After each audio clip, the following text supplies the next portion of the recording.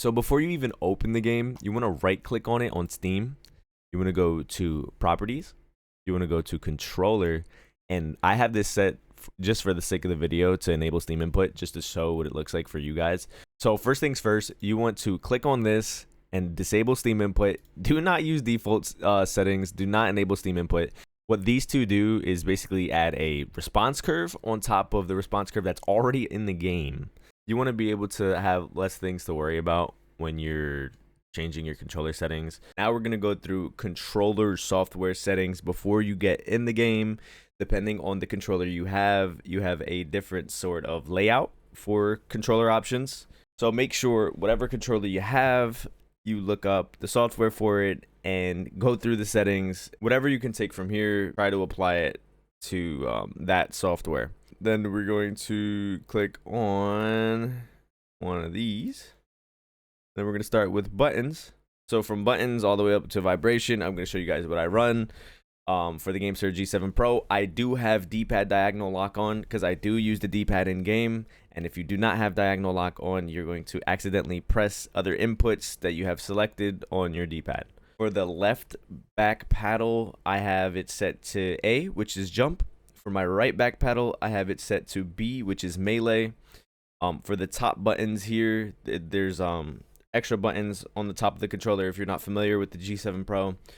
For the right side, which is R5, I have it to D-pad up, which is my opening doors, taking zip lines. And then for L5, which is the left button, I have it set to X, which is reload and be able to pick up objects. Next up is sticks. For the left stick, please make sure you have it set to 0 for dead zone. For max, set it to 100. Anti-dead zone, make sure you have it set to 0. Another one to 100. Curve adjustment, keep it on linear. You do not want reverse S curve for your movement. You don't want exponential for your movement. Keep it on linear.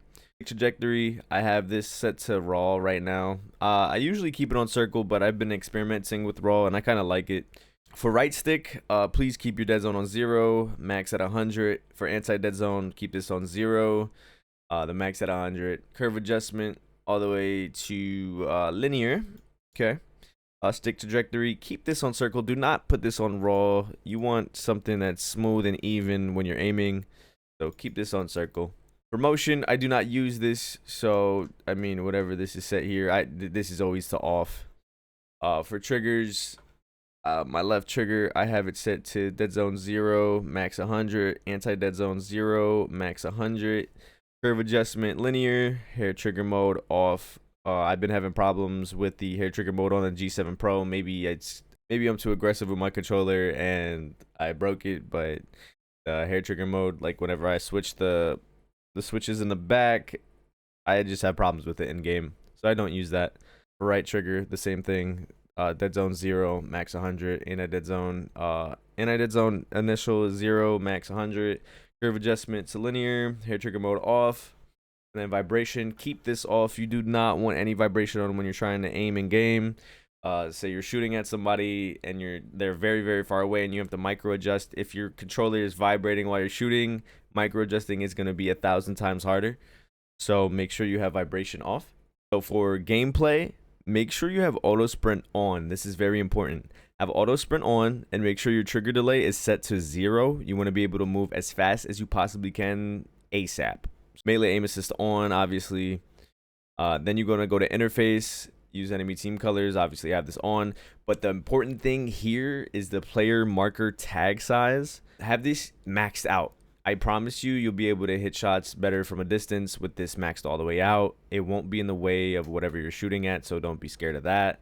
In world crosshair, make sure you have this off. This is important because whenever you climb something, whenever you jump, whenever you're running, whenever you're moving, it will move. It will move. So if you turn this off, it keeps this little reticle static. It makes it so it doesn't move at all.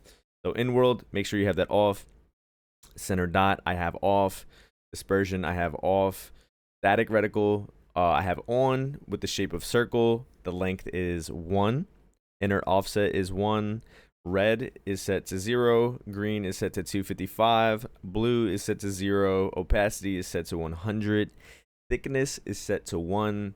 Red outline is set to 0, green outline 0, blue outline 0, outline opacity 100%, and outline thickness set to 1.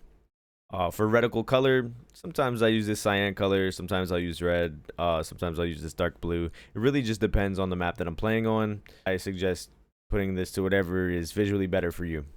All right, and for controller settings, look sensitivity horizontal 400, look sensitivity vertical 400, zoom sensitivity multiplier to 40, scope zoom sensitivity multiplier to 50. If this is too fast for you, make sure to just lower it by 10%.